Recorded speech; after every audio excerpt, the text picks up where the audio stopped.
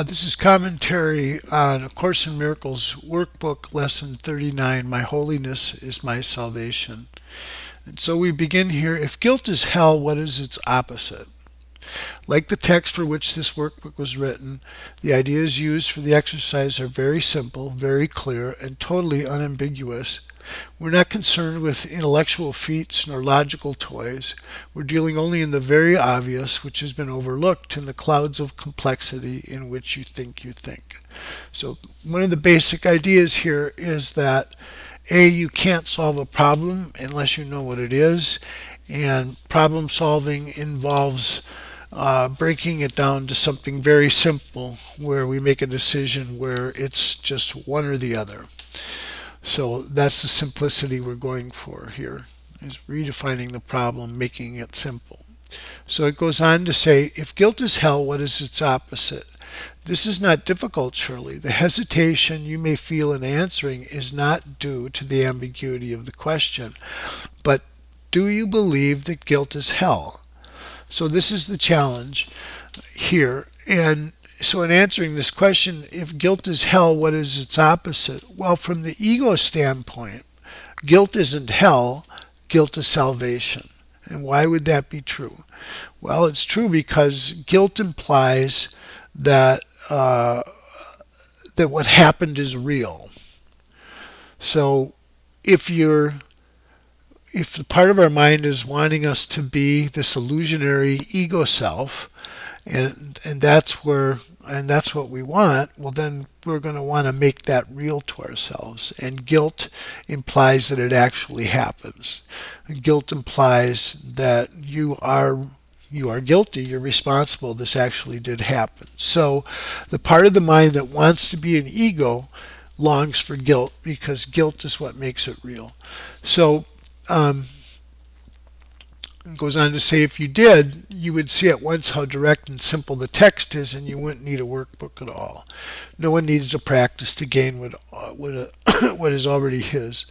So he's going to reinforce, as it's been doing in the workbook, is we really need to practice these ideas as much as we can, because we're unlocking hidden beliefs inside of our minds that are having an effect because we're unaware of them. So we need to constantly practice, bring up the problem, see its simplicity, and then we can make a decision to see it another way. So let's just look at chapter 21, to reinforce the part of the idea that's being talked about here.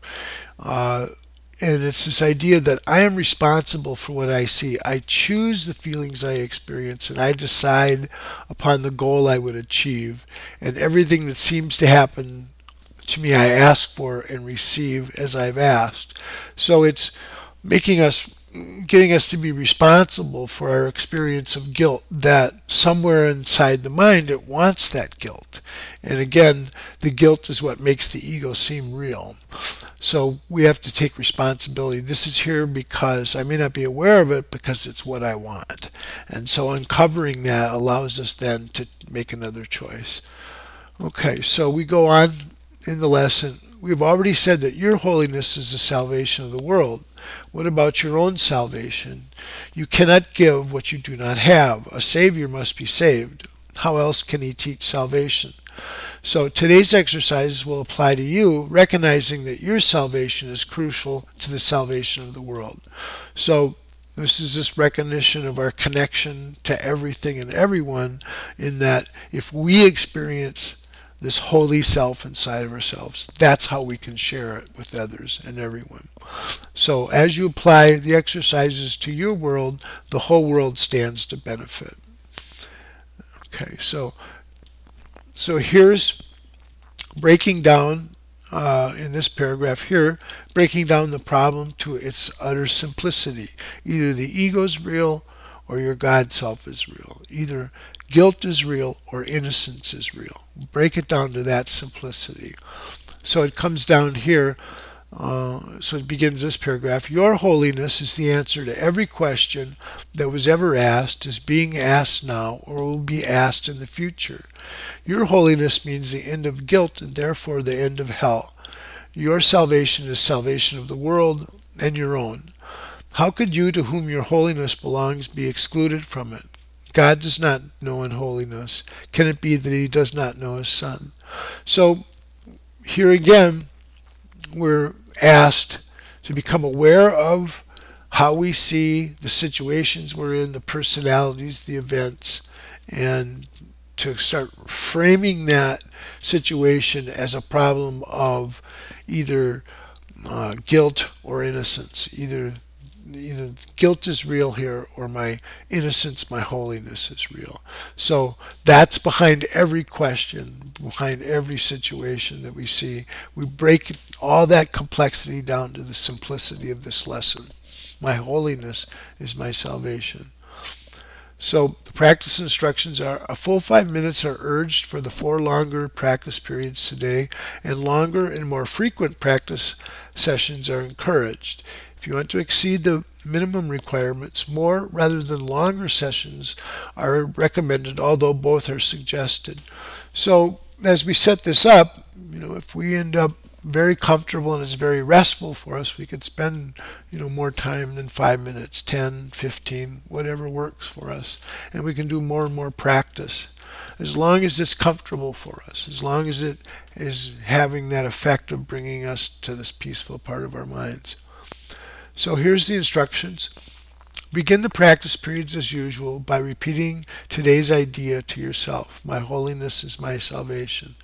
And then, with eyes closed, search out your unloving thoughts in whatever form they appear. Uneasiness, depression, anger, fear, worry, attack, insecurity, and so on. Whatever form they take, they're unloving and therefore fearful, and so it is from them you need to be saved. So this is, again, this mind searching that we're developing, taking a look inwardly, taking a look at our thoughts and our feelings, recognizing that in this next paragraph, these feelings inside this inner world comes from these specific situations, events, or personalities that you associate with unloving thoughts of any kind are suitable subjects for today's exercises. So we're asked to be these are going to be very concrete, very, very specific situations that these feelings are involved in. So it's imperative for your salvation that you see them differently, and it is your blessing on them that will save you and give you vision. So the mind searching, bring up all of these unwanted negative feelings. Okay, so slowly, without conscious selection and without undue emphasis on anyone in particular, search your mind for every thought that stands between you and your salvation. Apply the idea for today to each of them in this way. My unloving thoughts about whatever it is, my work situation, that person, this circumstance, are keeping me in hell. My holiness is my salvation. Then we repeat that after we've uncovered that thought and recognize that's what's keeping us in hell. That's guilt's behind that. But my holiness is my salvation. You may find these practice periods easier if you intersperse them with several short periods during which you merely repeat today's idea to yourself slowly a few times. You may also find it helpful to include a few short intervals in which you just relax and do not seem to be thinking of anything. Sustained concentration is very difficult at first, and it will become much easier as your mind becomes more disciplined and less distractible. And meanwhile, you should feel free to introduce variety into the exercise periods in whatever form appeals to you. Do not, however, change the idea itself as you vary the method of applying to it. Right? So this is what he's reinforced in the last few days, is that we want to find resonance inside of us to these ideas. So there's not this rigidity in the language. We can state this basic concept in whatever way that's more appealing to us or that's more specific to us, as long as we it reflects this general idea, my holiness is my salvation.